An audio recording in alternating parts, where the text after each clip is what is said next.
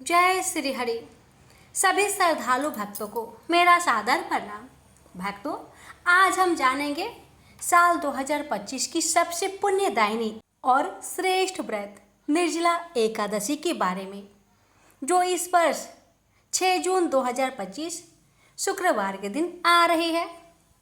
भक्तों, यह एकादशी भीम एकादशी भी कही जाती है, क्योंकि स्वयं भीमसेन ने इस एकादशी को किया था और यह अकेले ही साल भर की सभी एकादशियों का पुण्य देती है। इस दिन जो श्रद्धा से निर्जल रहकर व्रत करता है और भगवान विष्णु की पूजा करता है, वह समस्त पापों से मुक्त हो जाता है और मोक्ष को प्राप्त करता है। तो प्यारे भक्तों, आज की वीडियो में मैं आपको बताऊंगी इस व्रत की महिमा, व्रत विधि, तिथि और अंत में सुनेंगे एक भावपूर्ण कथा, जिसमें स्वयं भीमसेन और महर्षि वेदव्यास का संवाद है। तो आइए भक्तों, पहले जानते हैं निर्जला एकादशी की महिमा।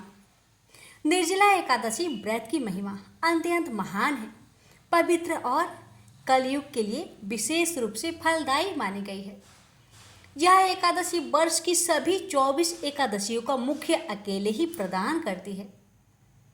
इस व्रत की महिमा को महर्षि वेदव्यास, भीमसेन और कई पुराणों में विस्तार से बताया गया है। तो यदि कोई व्यक्ति किसी कारणवश वर्ष भर की एकादशी व्रत नहीं कर सकता, तो केवल निर्जला एकादशी का व्रत करके वह सभी एकादशियों का फल प्राप्त कर सकता है। इसलिए इसे भीम एकादशी भी कहा जाता है। भक्तों, यह व्रत सभी पापों का नाश करता है, चाहे वे जाने अनजाने में हुई हो। यह पितरों का उद्धार करता है और मोक्ष का द्वार खोलता है।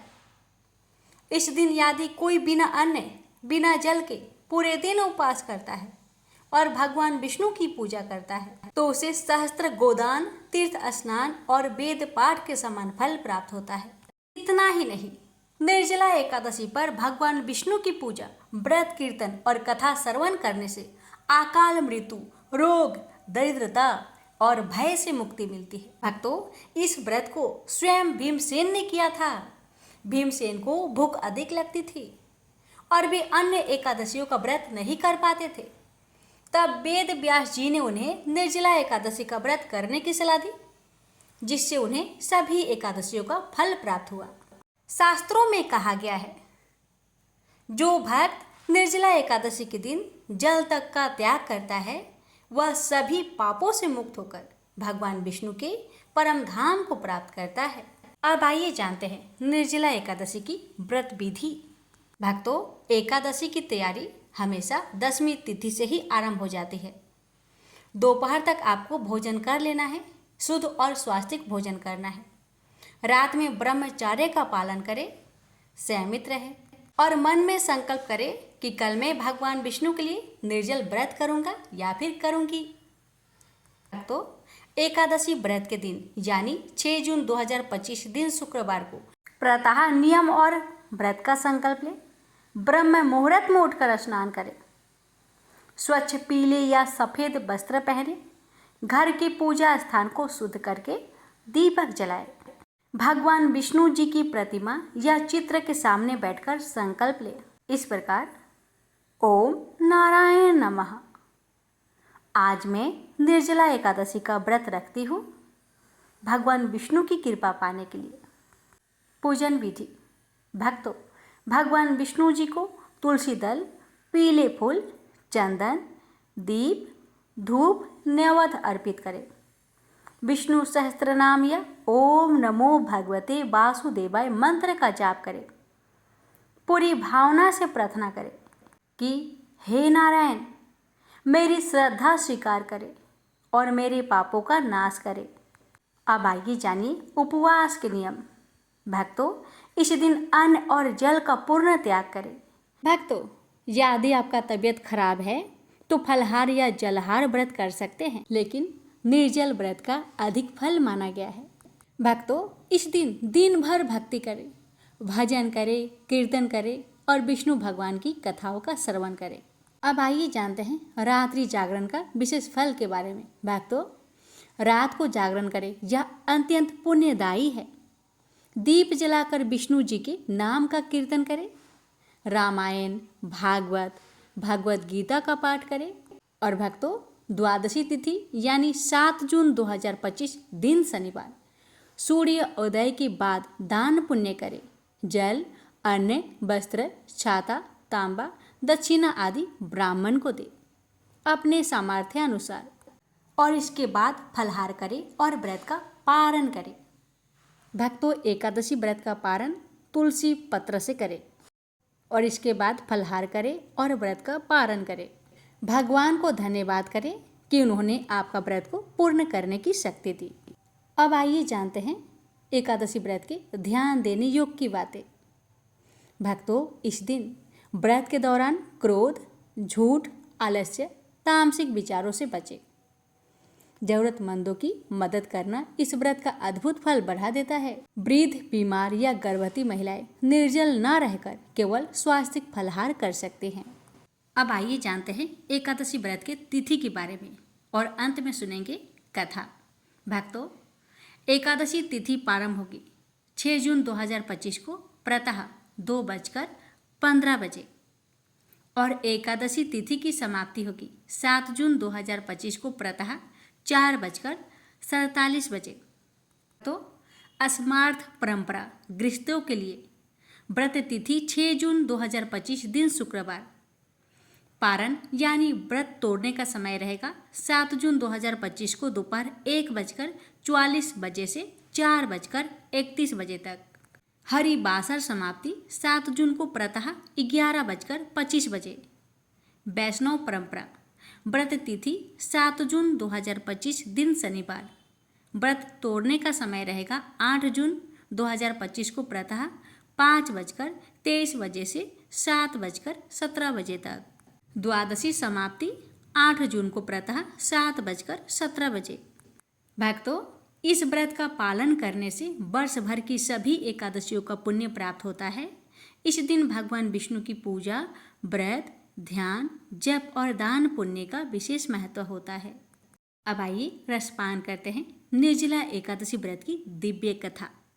भीमसेन व्यास जी से कहने लगे, हे पितामह, भ्राता युधिष्ठिर, माता कुंती, द्रौपदी, अर्जुन, नकुल और सहदेव आदि सब एकादशी का व्रत करने को कहते हैं, परंतु महाराज मैं उनसे कहता हूँ कि भाई मैं भगवान की शक्ति, पूजा आदि तो कर सकता हूँ, दान भी दे सकता हूँ, परंतु भोजन के बिना नहीं रह सकता। इस पर व्यास जी कहने लगे कि हे भीमसेन, यदि तुम नरक को बुरा और स्वर्ग को अच्छा समझते हो तो प्रति मास की दोनों एकादशियों को अन्न मत खाया करो। भीम कहने लगे कि हे पितामह, मैं तो पहले ही कह चुका हूँ कि मैं भूख सहन नहीं कर सकता। यदि वर्ष भर में कोई एक ही व्रत हो तो वह मैं रख सकता हूँ, क्योंकि मेरे पेट में वृक नाम वाली अग्नि है, सो मैं भोजन किए बिना नहीं रह सकता। भोजन करने से वह शांत रहती है, इसलिए पूरा उपवास तो क्या एक समय भी बिना भोजन किए रहना कठिन है।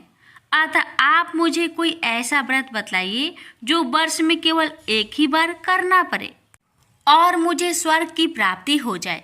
श्री व्यास जी कहने लगे कि हे पुत्र, बड़े बड़े ऋषियों ने बहुत शास्त्र आदि बनाए हैं जिनसे बिना धन के थोड़े परिश्रम से ही स्वर्ग की प्राप्ति हो सकती है। इसी प्रकार शास्त्रों में दोनों पक्षों की एकादशी का व्रत मुक्ति के लिए रखा जाता है। व्यास जी के वचन सुनकर भीमसेन नरक में जाने के नाम से भयभीत हो गए और काँप कर कहने लगे कि अब क्या करूं? मास में 2 व्रत तो मैं नहीं कर सकता, हाँ वर्ष में एक व्रत करने का प्रयत्न अवश्य कर सकता हूँ। अतः वर्ष में एक दिन व्रत करने से यदि मेरी मुक्ति हो जाए तो ऐसा कोई व्रत बतलाए। यह सुनकर व्यास जी कहने लगे कि वृषभ और मिथुन की संक्रांति के बीच ज्येष्ठ मास के शुक्ला पक्ष की जो एकादशी आती है उसका नाम निर्जला है। तुम उस एकादशी का व्रत करो। इस एकादशी के व्रत में स्नान और आचमन के सिवा जल वर्जित है। आचमन में 6 मासे से अधिक जल नहीं होना चाहिए, अन्यथा वह मद्यपान के सदृश हो जाता है। इस दिन भोजन नहीं करना चाहिए क्योंकि भोजन करने से व्रत नष्ट हो जाता है। यदि एकादशी को सूर्योदय से लेकर द्वादशी के सूर्योदय तक जल ग्रहण ना करे तो उसे सारी एकादशियों के व्रत का फल प्राप्त होता है। द्वादशी को सूर्योदय से पहले उठकर स्नान आदि करके ब्राह्मणों को दान आदि देना चाहिए। इसके पश्चात भूखे और सत्पात्र ब्राह्मण को भोजन कराकर फिर आप भोजन कर लेना चाहिए। इसका फल पूरे 1 वर्ष की संपूर्ण एकादशियों के बराबर होता है। व्यास जी कहने लगे कि हे भीमसेन, यह मुझको स्वयं भगवान ने बताया है। इस एकादशी का पुण्य समस्त तीर्थों और दानों से अधिक है। केवल एक दिन मनुष्य निर्जल रहने से पापों से मुक्त हो जाता है। जो मनुष्य निर्जला एकादशी का व्रत करते हैं उसकी मृत्यु का समय यमदूत आकर नहीं घेरते, वरन भगवान के पार्षद उसे पुष्पक विमान में बैठाकर स्वर्ग को ले जाते हैं। अतः संसार में सबसे श्रेष्ठ निर्जला एकादशी का व्रत है, इसलिए यत्न के साथ इस व्रत को करना चाहिए। इस दिन ओम नमो भगवते वासुदेवाय मंत्र का उच्चारण करना चाहिए और गौदान करना चाहिए। इस प्रकार व्यास जी के आज्ञा अनुसार भीमसेन ने इस व्रत को किया, इसलिए इस एकादशी को भीमसेनी या पांडव एकादशी भी कहते हैं।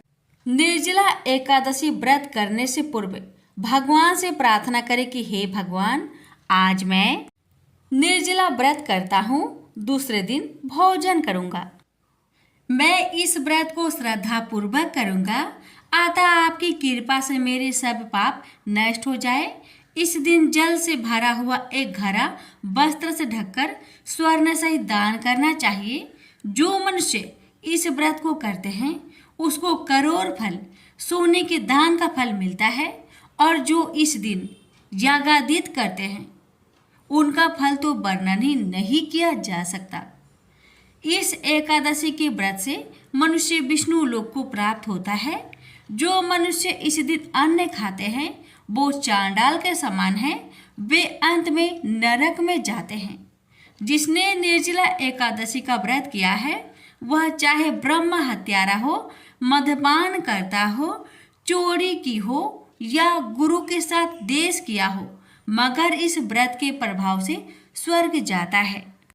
हे कुंती पुत्र, जो पुरुष या स्त्री श्रद्धा पूर्वक इस व्रत को करते हैं उन्हें अग्रलिखित कर्म करने चाहिए।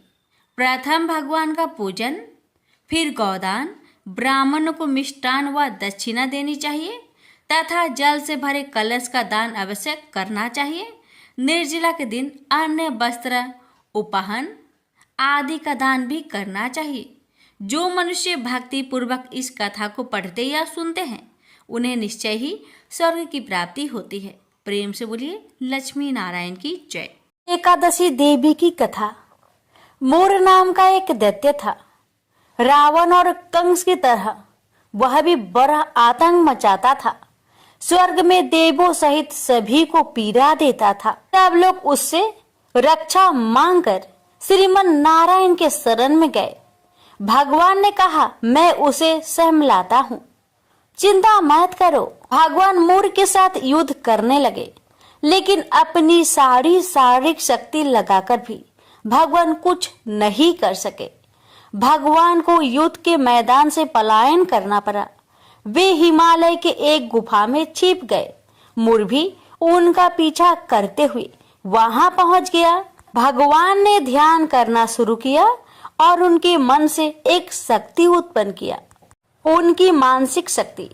इस शक्ति ने बाहर आकर मोर को अपने तलवार से मार डाला।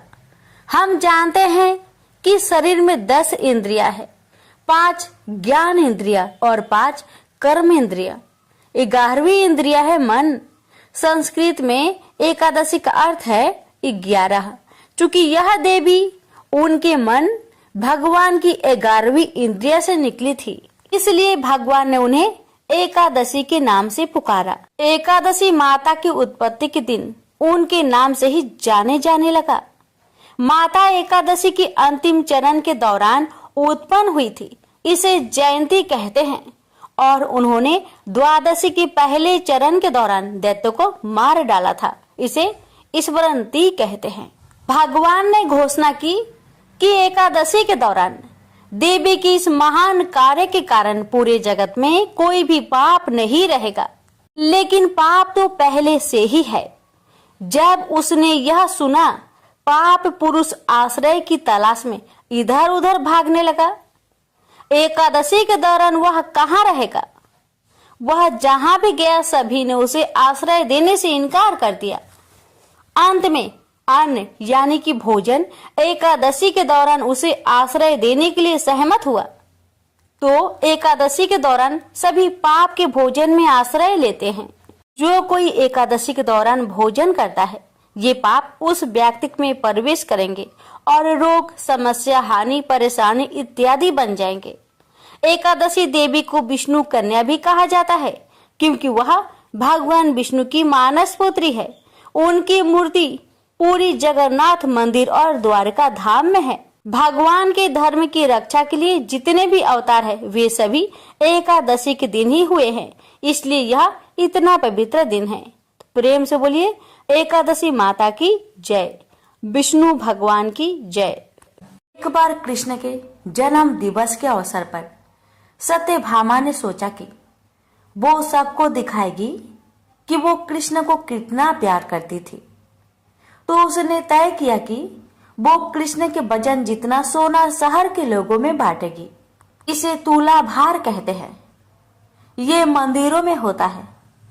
लोग एक बड़ी तराजू में अपने वजन के बराबर का माखन, घी या चावल या कुछ और रखकर वो चीज लोगों में बांटते हैं। चावल, नमक, दाल या सोना, ये वो कुछ भी आपसे दे सकते हैं, जो देना चाहे। ये प्राचीन परंपरा हमारी संस्कृति का एक हिस्सा है। सत्यभामा ने तुला भार की व्यवस्था की। लोग बहुत प्रभावित हुए, पर कृष्ण पर इन बातों का कोई असर नहीं हुआ। वे जानकर तराजू के एक पल्ले पर बैठ गए। सत्यभामा जानती थी कि उनका वजन लगभग कितना है और उसने उतना सोना तैयार ही रखा था। पर जब उसने सब सोना दूसरे पल्ले पर रखा तो कांटा जरा सा भी नहीं हिला। कृष्ण का पल्ला थोड़ा भी ऊपर नहीं हुआ।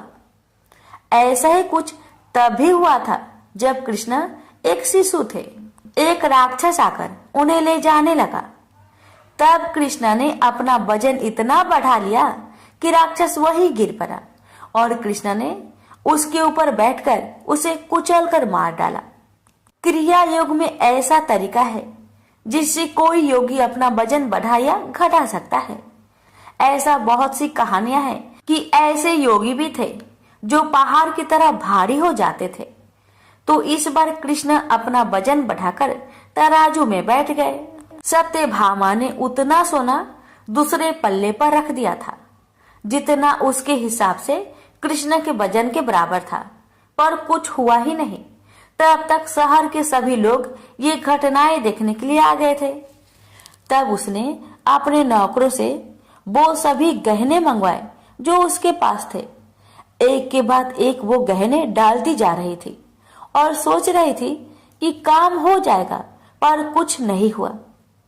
तब उसने वो सब कुछ भी रख दिया जो उसके पास था, पर पल्ला जरा भी नहीं हिला। वो रोने लगी क्योंकि ये सब उसके लिए बहुत शर्मजनक था। सारा शहर देख रहा था। उसके पास पर्याप्त सोना नहीं था। वो जो हमेशा अपनी संपत्ति के बारे में इतनी घमंडी थी, उसके पास पर्याप्त सोना न था और उसे समझ में नहीं आ रहा था कि वो क्या करे। तब उसने रुक्मणी की ओर देखा, जिससे वो बहुत जलती थी और हमेशा परेशान रहती थी। उसने रुक्मणी से पूछा, अब मैं क्या करूं? क्योंकि ये बात सिर्फ मेरे लिए ही नहीं, पर तुम्हारे और हम सब के लिए बहुत शर्मजनक है। मैं क्या करूं? तब रुक्मणी बाहर गई और तुलसी की पौधे के 3 पत्ती उठा लाई। जैसे ही तुलसी के वे पत्ते उसने तराजू के दूसरे पल्ले पर रखे, कृष्ण का पल्ला तुरंत ही ऊपर आ गया। प्रेम से बोलिए श्री कृष्ण भगवान की जय। एक बार की बात है, राधा रानी को एक सर्प ने काट लिया। राधा जी की सभी सखियां दौड़ी दौड़ी माँ के पास आई और कहती है, अपनी बेटी को देखो, एक काले सर्प ने इसे डस लिया है। और राधा के सिर से दोहनी गिर गई और वो बेहोश हो गई। अब इसके विष को उतारने के लिए किसी गुनी को बुलाना पड़ेगा। माँ डर गई और रोते रोते राधा जी को अपने हृदय से लगा लिया। एक सखी कहने लगी, यदि राधा जी को ठीक करना है तो कृष्ण जी को बुला लाओ। अगर कृष्ण जी आ जाएंगे तो राधा जी तुरंत ही जीवित हो जाएगी, क्योंकि कृष्ण जी गरुड़ी है। तीनों लोकों में उनसे श्रेष्ठ कोई नहीं है। सूरदास जी बता रहे हैं कि राधा रानी को ठीक करने के लिए आज कृष्ण जी को बुलाया जा रहा है।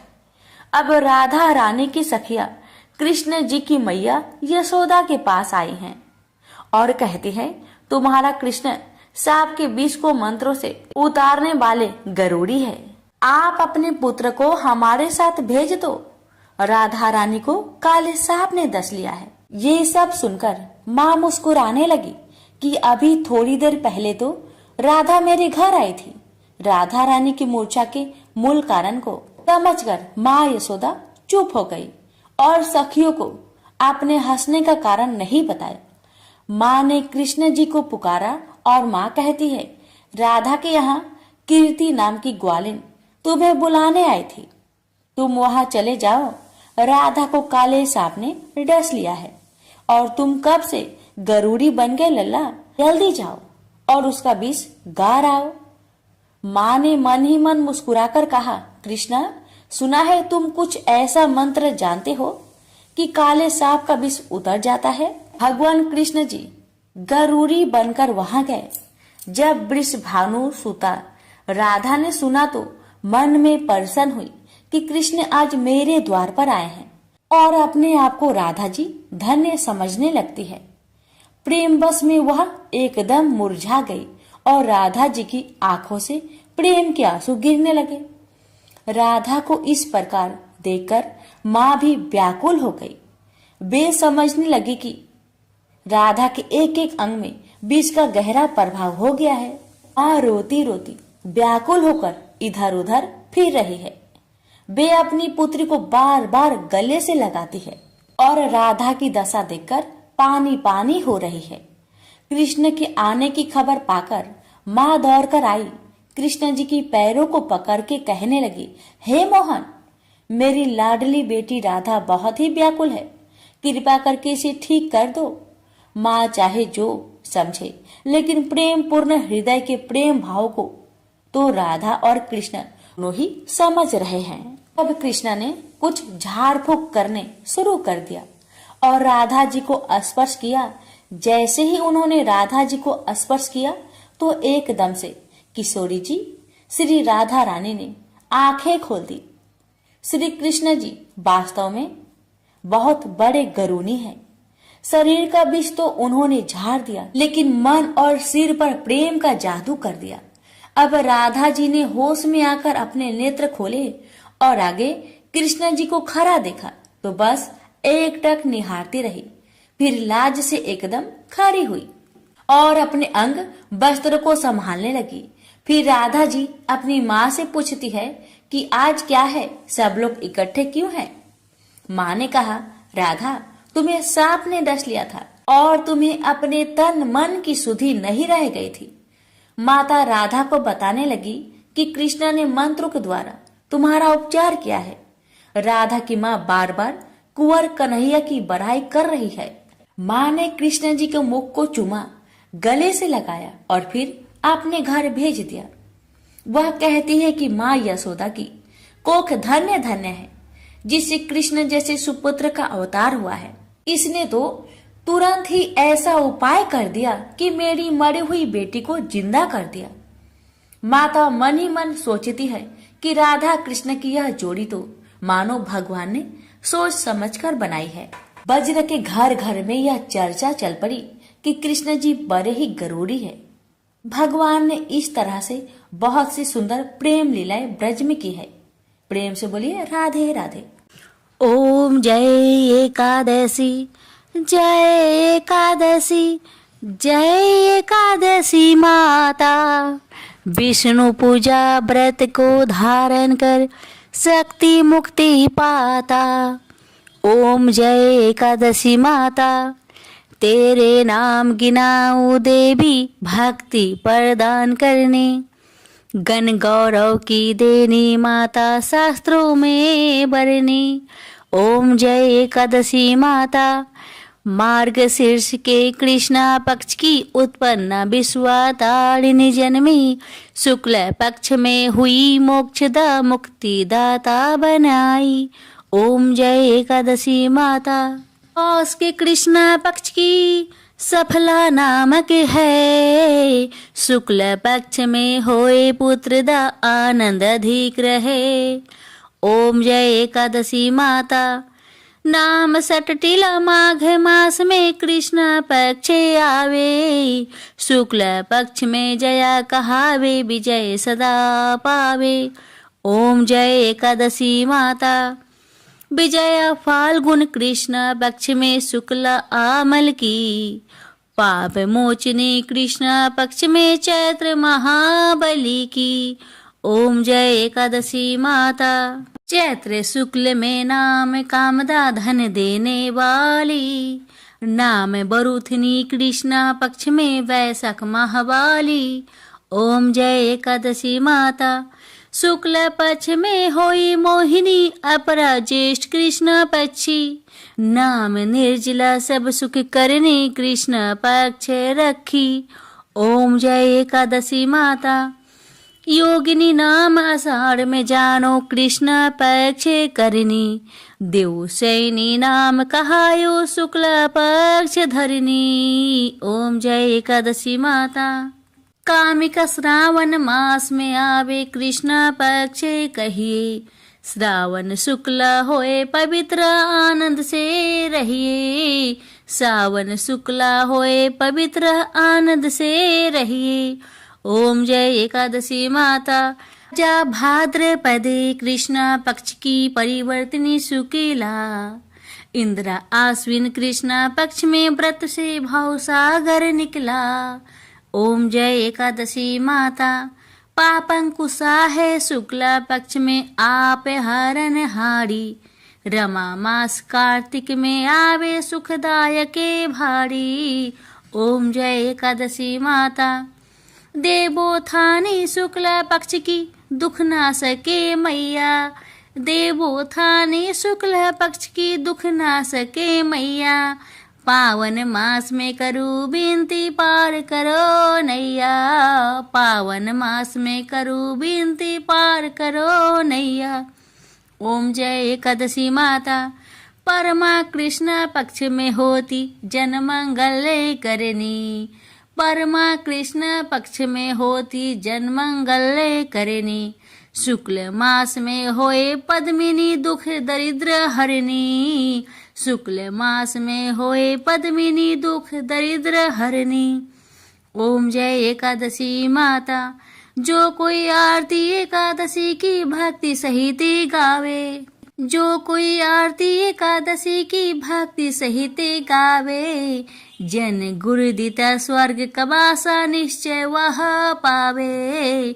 जन गुरु दिता स्वर्ग कबासा निश्चय वह पावे। ओम जय एकादशी माता, जय एकादशी माता। प्रेम से बोलिए एकादशी माता की जय। भक्तों, निर्जला एकादशी केवल व्रत नहीं है, यह आत्मा शुद्धि, भक्ति और मोक्ष की सीढ़ी है।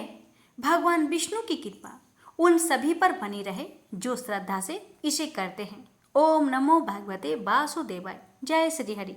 अगर वीडियो अच्छी लगे तो वीडियो को लाइक करें, शेयर करें। कहते हैं ना, पुण्य करने से पुण्य बढ़ता है। अगर जानकारी सही लगे, कथा अच्छी लगे तो इस वीडियो को शेयर करें ताकि सभी इस जानकारी और कथा को सुनकर पुण्य प्राप्त कर सके। भगवान आप सभी भक्तों का मंगल करे। जय श्री हरि। हरे कृष्णा। ओम नमो भगवते वासुदेवाय।